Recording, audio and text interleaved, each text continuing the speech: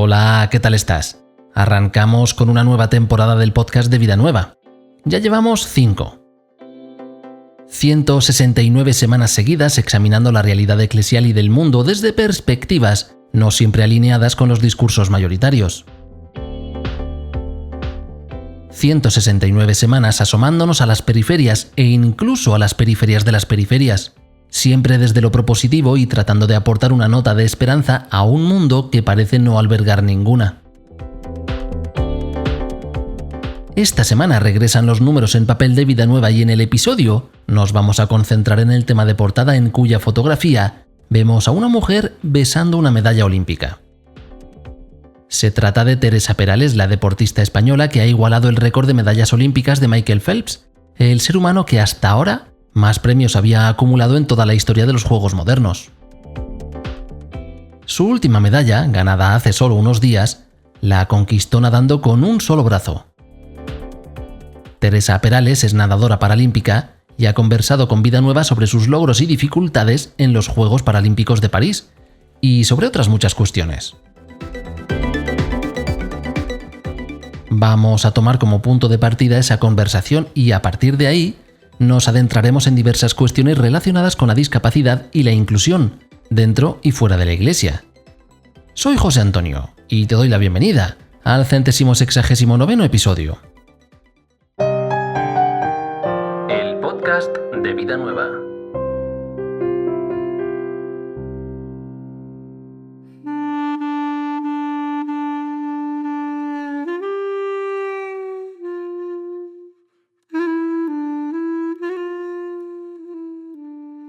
Si la vida humana fuese un puzzle, podríamos decir que cada uno de nuestros logros equivaldría a colocar una pieza hasta que pudiéramos tener la imagen completa de nuestra vida. Y ya sabes cómo somos las personas, en cuanto tenemos algo entre las manos, vamos deprisa a compararlo con lo que tiene el vecino de al lado. Así es como terminamos estableciendo comparación entre unos puzzles y otros, sin detenernos siquiera a pensar en la cantidad de piezas que pueda tener cada uno. Lo mismo que en las cajas que vemos en las tiendas, algunas vidas traen más piezas que otras y por tanto necesitan de un esfuerzo mayor para ser completadas. No sería disparatado decir que la discapacidad equivale a tener un puzzle con más piezas que la media. Algunas personas lo describen diciendo que se vive en el modo difícil si lo comparamos con los videojuegos. En cualquier caso, con independencia de la alegoría o metáfora que se use, la realidad última con la que nos encontramos es con una persona que debe superar las barreras propias que le impone su discapacidad y también las externas que tienen que ver con la vida de más allá de su cuerpo y no dependen de lo que pueda o no pueda hacer, sino de lo que el mundo a su alrededor le permite, entre comillas, con la correspondiente carga de injusticia que ello pueda traer consigo.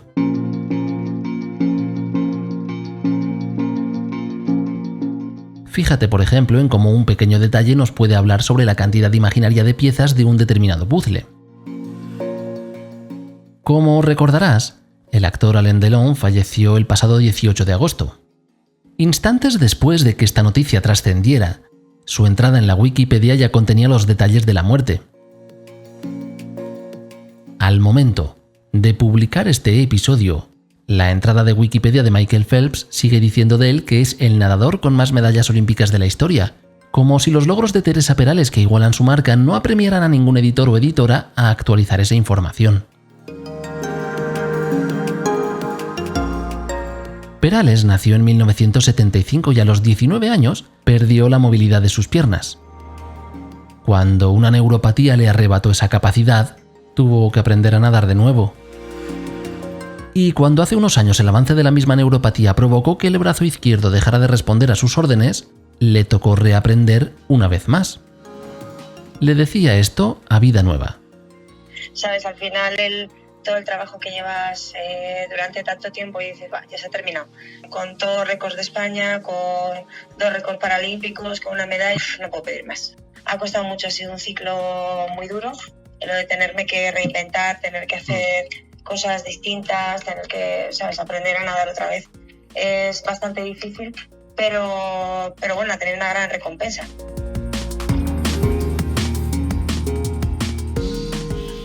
Y aún nadando más despacio, consiguió hacerse con una medalla de bronce en estos últimos Juegos de París. Un hito que comparte con su familia de manera especial, dado que este mismo año se cumplía el 20 aniversario desde que aceptó casarse con el que hoy es su marido y padre de su hijo. Una propuesta que se hizo precisamente en la Torre Eiffel.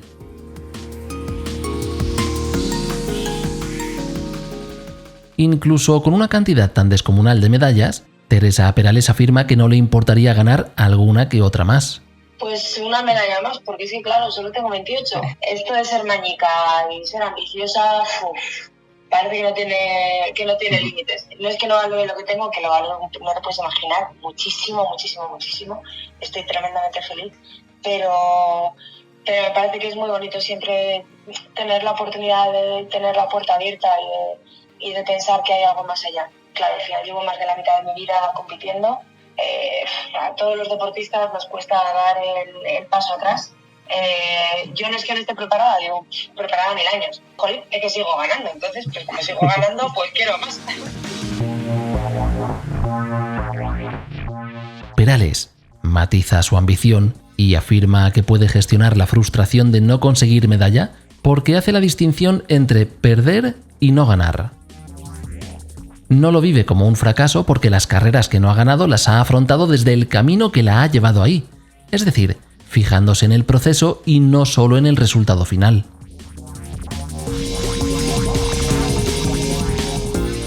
Esa actitud, junto a sus logros y dificultades personales, ha propiciado que se suela mostrar a Teresa Perales como ejemplo de superación. Ella misma se topó con la palabra resiliencia cuando en una tienda de libros se encontró con uno que decía: Teresa Perales, ejemplo de persona resiliente.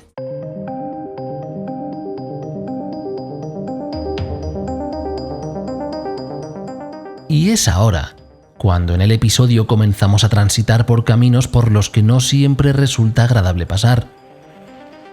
Existe una tendencia dentro y fuera de la Iglesia a presentar a las personas discapacitadas como ejemplo de superación.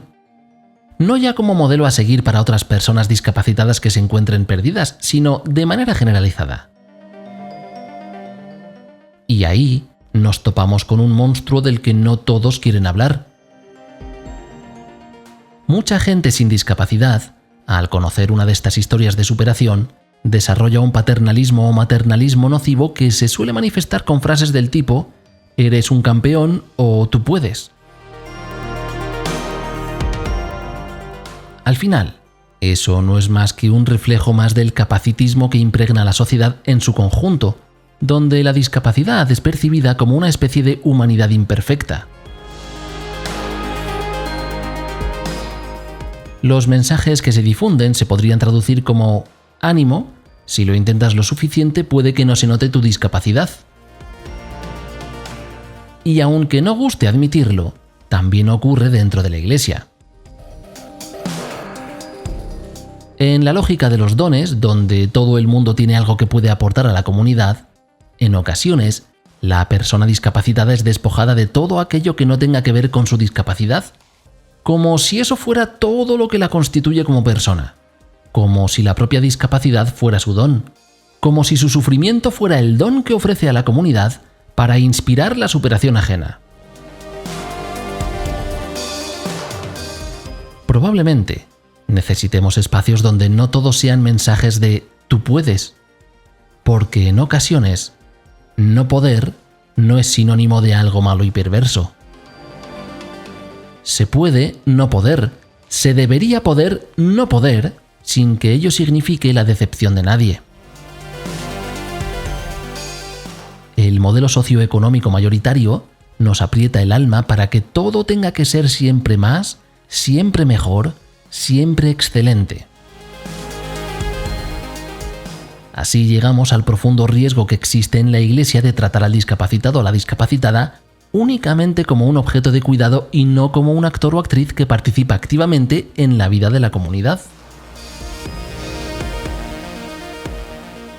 Tanto es así que este capacitismo estructural se cuela incluso en documentos pontificios tan detallistas como Amoris Laetitia.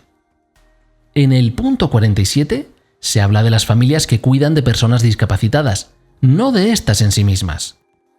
Y en el punto 197 se indica que las personas discapacitadas requieren mucho afecto y cercanía.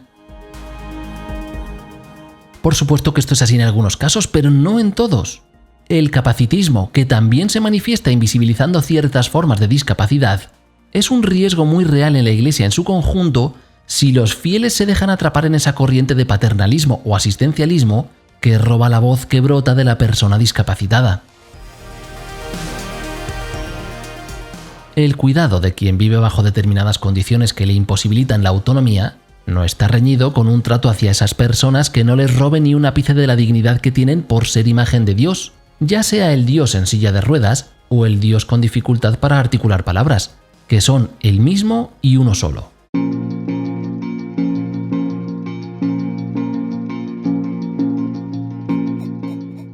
Hay una historia famosa que nos ayuda a entender el peligro que supone dejarse llevar por la corriente de nuestro sistema económico, que ve la discapacidad como una carga.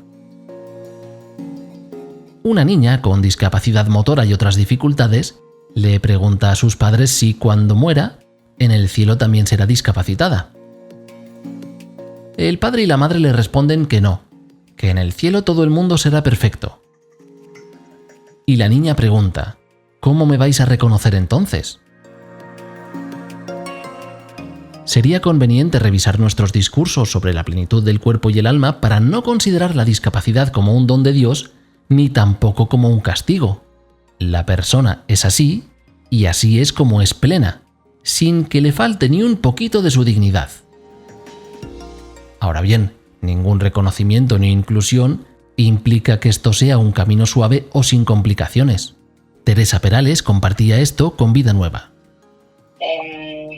Ese momento en el que ves que no puedes controlar algo, mira, a las personas nos gusta mucho, al ser humano en general, nos gusta mucho tener la sensación de control sobre nuestras vidas y a veces incluso sobre la vida de otros, o por lo menos sobre lo que nos rodea, porque nos da tranquilidad, nos da seguridad, y la tranquilidad y la seguridad y el control es directamente proporcional a la sensación de felicidad, que como la felicidad no la podemos poner en una balanza y ver cuánto pesa un día y cuánto pesa el otro, es más una sensación, un sentimiento. Entonces, si sientes que tienes control y que dominas la situación, estás más tranquilo.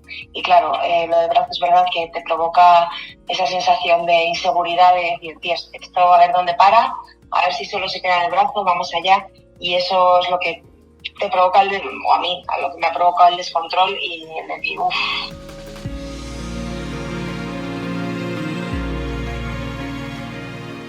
Para dejar de lado concepciones como que la discapacidad sea un regalo o un castigo de Dios, se necesita un cambio de mentalidad. Hay situaciones que sencillamente son. No hay ningún control sobre ellas. Y ahí también nos topamos de frente con los puzzles que decíamos al comienzo. Teresa Perales contó con una red de soporte que le permitió tomar impulso para llegar hasta donde está hoy, como por ejemplo cuando las dominicas del colegio donde estudiaba decidieron becar a su familia tras el fallecimiento de su padre. Quien no cuenta con redes similares añade piezas a su puzzle y habría que tenerlo en consideración antes de emitir una sola opinión. Perales quería ser médico y misionera. Ha terminado siendo nadadora, la más laureada de la historia junto a Michael Phelps. Ha curado de otro modo, a nivel emocional, inspirando o alentando a otra gente, y ha viajado por el mundo como embajadora de paz y buena voluntad de Naciones Unidas. Salvando las distancias, se cumplieron sus sueños de juventud y se añadió alguno que otro más, aun cuando el deterioro físico no se contase entre sus proyecciones personales. Antes de cerrar la primera parte del episodio, decirte que a veces Vida Nueva y este podcast recibimos críticas negativas de parte de muchos bautizados porque desde su perspectiva hablamos poco de Dios. Estaba pensando que tal vez eso pueda formar parte de dejarse llevar por la corriente de odio que lo impregna todo hoy día. Porque yo me pregunto, ¿qué hemos hecho durante todo este rato sino hablar de uno de los rostros de Dios?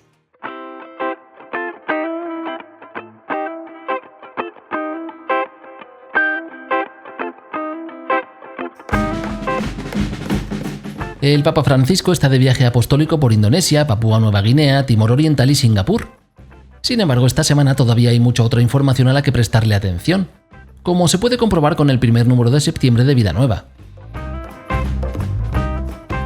Si no te quieres perder nada de la actualidad de la Iglesia, es un buen momento para que consideres suscribirte a la revista para recibir los 47 números anuales y los diferentes suplementos exclusivos. Si quieres saber cómo hacerlo, pásate por vidanuevadigital.com/suscripciones.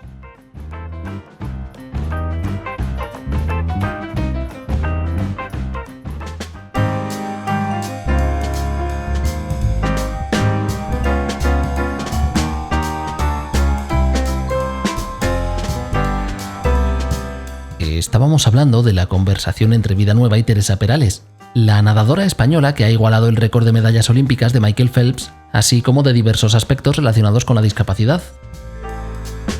A propósito de lo que significa la inclusión, Perales comparte esto con la revista. Pues para mí la inclusión es la normalidad, o sea, es lo que tendría que haber existido siempre, es el que de manera natural entendamos que esto, primero, no hay un escudo protector que te proteja de tener una discapacidad o de tener que practicar deporte paralímpico en lugar de deporte olímpico, y que si se da la oportunidad y si nos ofrecen ese espacio en el que todos podemos participar, verdaderamente demostramos que podemos hacer gestas, en este caso gestas deportivas, impresionantes. Vivir la inclusión como parte de la normalización de la discapacidad, de aceptar que ni todos los cuerpos son iguales, ni todos los seres humanos homogéneos. Dentro de la Iglesia ha habido muchas iniciativas a lo largo de la historia para que esto se hiciera realidad. Una de ellas es la Fraternidad Cristiana de Personas con Discapacidad, la Frater, que se puso en marcha en España en 1957, aunque sus orígenes se remontan a los años 40 en Francia. En caso de que sea la primera vez que oyes hablar de Frater, baste recordar que se trata de un movimiento cristiano de apostolado seglar que contribuye a que la persona sea protagonista de su propia vida y se integre plenamente en la sociedad. El acento de integrarse plenamente en la sociedad involucra necesariamente integrarse plenamente en la vida eclesial. ¿Te suena demasiado obvio? ¿Lo parece, verdad que sí? Sin embargo, no es tan obvio cuando, como decíamos antes, existe una normalización de la segregación que impide razonar de forma objetiva. Las sociedades en las que vivimos están plagadas de sesgos, y uno de ellos es el sesgo capacitista que deja a la discapacidad a un lado porque es incómoda a la vista y solo permite protagonismo a la persona discapacitada que es graciosa o que no se desvía demasiado de los cánones de belleza mayoritarios. Echemos un vistazo a la historia de la Iglesia. Antonio Maniardo fue un hostiario con un tartamudeo severo a quien la Congregación para el Clero de su época no consideró apto para realizar la tarea de abrir y cerrar las puertas de la Iglesia. Su tartamudez era considerada una discapacidad limitante. Otro caso famoso es el de Giacinto Casaro, un canónigo de la Catedral de Gaeta en Italia, a quien se le denegó celebrar misa en público por ser calvo. Estuvo llevando peluca durante 20 años para ocultarlo y aquello supuso un escándalo, tanto que el resto de canónigos de la catedral escribieron una carta atestiguando el escándalo. Se le obligó a celebrar misa solo en privado. La calvicie, al parecer, fue considerada como una discapacidad escandalosa. Este tipo de prohibiciones no son exclusivas del cristianismo. Muchas otras religiones impedían el acceso al templo a las personas con discapacidades visibles, como fue el caso de los egipcios, los griegos o los romanos. En el caso del cristianismo, el origen de esta discriminación la encontramos en un pasaje del Levítico, uno de los libros de las leyes judías que hay en la Biblia. En el capítulo 21 leemos lo siguiente: Habla a Aarón y dile: ninguno de tu descendencia, ahora o en el futuro, que tenga una deformidad, ofrecerá el alimento de su Dios. Ningún varón que tenga un defecto presentará las ofrendas, ya sea ciego o cojo, desfigurado o desproporcionado, o un hombre que tenga fracturado un pie o una mano, o que sea jorobado, enano o bisojo, sarnoso y tiñoso, o con los testículos aplastados. Si añadimos el factor del tiempo a ese pasaje y le sumamos una tradición centrada en la perfección sacerdotal, obtenemos, como decíamos, un capacitismo que se ha anclado en lo más profundo de la tradición, transformando a la persona discapacitada en un mero receptor de amor, denegándole cualquier otra posibilidad de participación eclesial. Por fortuna, no toda la Iglesia es homogénea y el Espíritu ha podido soplar en direcciones transformadoras y más positivas que aquella visión propia de la época en la que el Levítico fue puesto por escrito. De otro modo, no podríamos conocer historias como la de Thomas Coughlin. En un momento de su vida realizó un discernimiento para acceder al sacramento del orden, para ser sacerdote. Pero había nacido sordo, de manera que habría de superar unas cuantas dificultades añadidas. Ya sabes, más piezas en su puzzle. Se ordenó en 1977 y soñaba con formar una orden de sacerdotes sordos que pudieran ejercer su ministerio pastoral con la comunidad sorda y demostrar que los sacerdotes sordos ofrecen soluciones en contraposición a la idea de que suponen un problema. Fíjate si tenía piezas extra en el puzzle que hasta 2006 no pudo materializar ese sueño.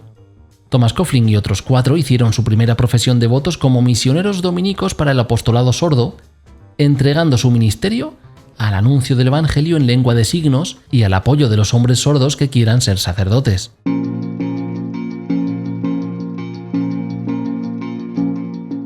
Vamos ahora a por una mirada un poco más académica.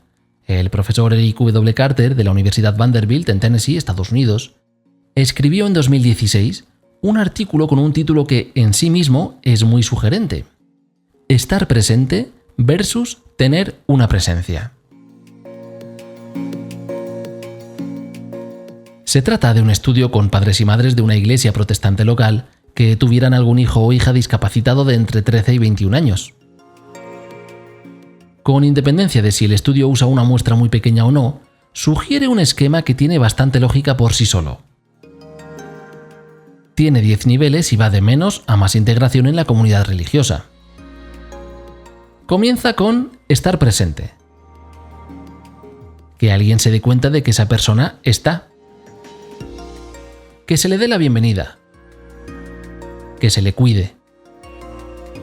Que se le apoye. Que se le acepte.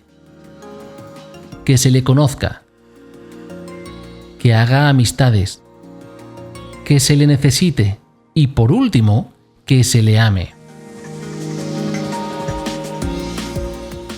Con esos 10 pasos es como el profesor Carter discrimina el grado de madurez espiritual de una determinada comunidad religiosa en relación con las personas discapacitadas y con sus familias. En el ámbito de la Iglesia Católica, ¿dónde dirías tú que se colocan las diferentes iglesias locales del mundo? ¿Dirías que en muchos lugares se detiene el proceso en el cuidado?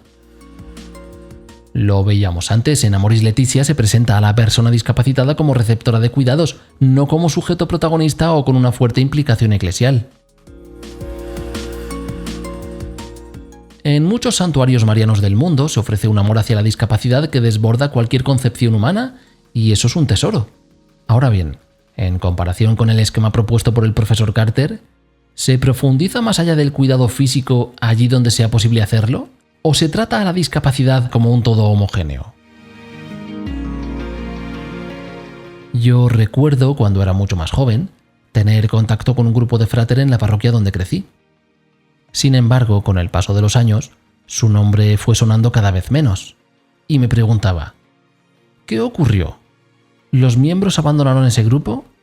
¿O fue la Iglesia quienes los abandonamos?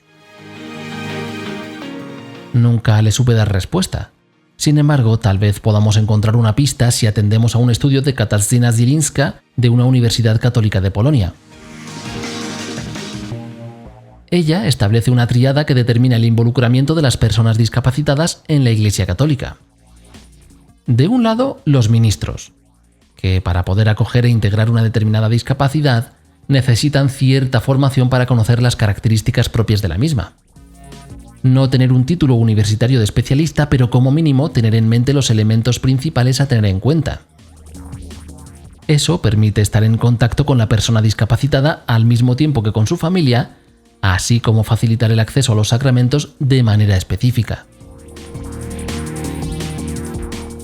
Por otra parte, Zilinska nombra a las personas discapacitadas en sí mismas. Da por hecho que la condición concreta de mucha gente hace que su participación en la comunidad quede restringida. Sin embargo, enfatiza que una comunidad debe ofrecer la posibilidad de que todo el mundo ofrezca sus dones, sean estos los que sean. Para ello, la comunidad parroquial debe poner en marcha las adaptaciones necesarias. Tal vez pueda ser la construcción de una rampa, pero como hemos visto, también puede significar incorporar un intérprete de lengua de signos u otras menos evidentes. La tríada de Zilinska la completan los fieles sin discapacidad. Lo mismo que el ministro ordenado, el resto de fieles también deberían hacer un esfuerzo por conocer las discapacidades de los miembros de su propia comunidad, de manera que sepan reconocerlas y diferenciarlas de otras. Solo así es posible tratar a cada persona según su propia dignidad para que los oídos y los gestos no estén contaminados de un paternalismo tóxico que hemos visto atrás en el episodio. A estos tres elementos en relación mutua, Katarzyna Zilinska lo llama una iglesia activa, con las siglas KAK en polaco. El nivel de satisfacción e involucración de las personas con discapacidad en las comunidades eclesiales dependerá, por tanto, de la cooperación de estos tres actores y actrices de la tríada. Ahora, comparamos ese marco teórico con unos datos a nivel de calle. Se sabe que, como mínimo, el 65% de las parroquias estadounidenses fallan a la hora de proporcionar un cuidado pastoral a las personas con discapacidad, y que el 89% de las mismas no buscan la inclusión de la gente discapacitada en las actividades parroquiales. Date cuenta de lo enorme de esos números: 65 y 89%. Si la Iglesia actual no está preparada para afrontar el diálogo acerca de la inclusión real de las personas discapacitadas, ¿cómo vamos a poder dar un paso más allá y comenzar a hablar con naturalidad, por ejemplo, sobre la sexualidad de las mismas? La dimensión sexual es constitutiva del ser humano y, por tanto, también de las personas discapacitadas. ¿Cómo acompaña la Iglesia a situaciones que escapan a las relaciones entre cuerpos estandarizados? ¿Cuál es el lugar apropiado para sacar esto a relucir? ¿Se puede hablar de ello con libertad? ¿Cómo se integra con el resto de elementos de la moral sexual católica? En líneas generales, hemos visto durante el episodio que la discapacidad va mucho más allá de esas frases tan destructivas como que la persona discapacitada es un ángel o un ser de luz, y que es fundamental que para que exista una plena integración, dentro y fuera de la Iglesia, se debe trascender esa concepción generalizada de que la discapacidad es algo estropeado que deba arreglarse o echarse a un lado. Leemos en Vida Nueva el testimonio de Margarita Bravo, una deportista con tetraplegia del Club Deportivo de Frater Castellón. El deporte para mí significa una ventana de la discapacidad, donde mis limitaciones físicas no existen, ya sea cuando estoy entrenando o cuando estoy compitiendo. Siento que soy libre y que soy yo misma, como si los obstáculos del día a día no existieran en el campo. En ese esquema de 10 pasos de Carter, había uno que era el conocimiento de la persona. Saber qué proporciona plenitud a una determinada persona puede orientar a la comunidad entera para contribuir a su realización más allá del asistencialismo, como actrices y actores de un mismo escenario. ¿No es acaso eso otra manifestación concreta de la sinodalidad? ¿Cómo caminar verdaderamente juntos y juntas si no se sigue el ritmo de quien no puede mover los pies? En el Evangelio según San Marcos leemos que Jesús perdonó los pecados de alguien inmovilizado.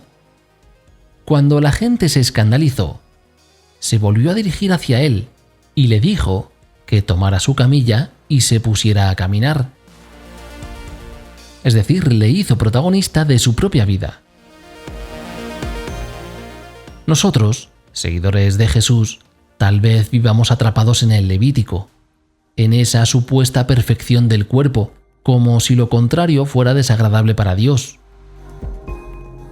En ese caso, si la discapacidad no tiene un sitio en la Iglesia más allá de la asistencia y el cuidado que necesitan algunas personas, si se le roba la voz a quien tiene la capacidad de ofrecerla, tal vez no sea a Jesús a quien estamos siguiendo.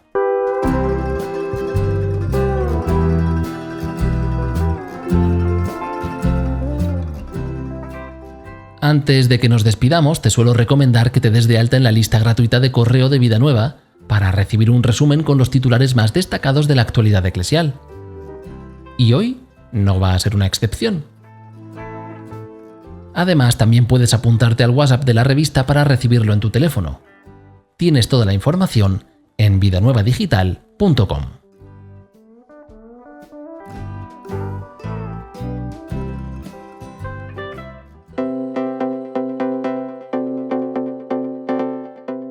Bien, pues llegamos al final del episodio. Hemos comenzado con el tremendo logro de la nadadora Teresa Perales, quien ha igualado el número de medallas olímpicas de Michael Phelps, hasta ahora el deportista más laureado de la historia.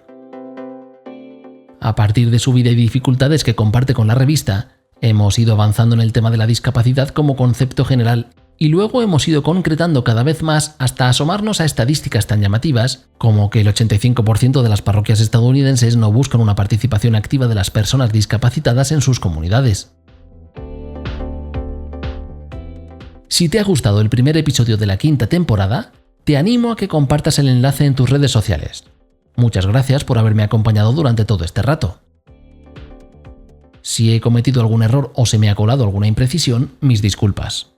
Por mi parte, nada más. Me despido. Te deseo una feliz semana. Nos escuchamos en 7 días. El podcast de Vida Nueva.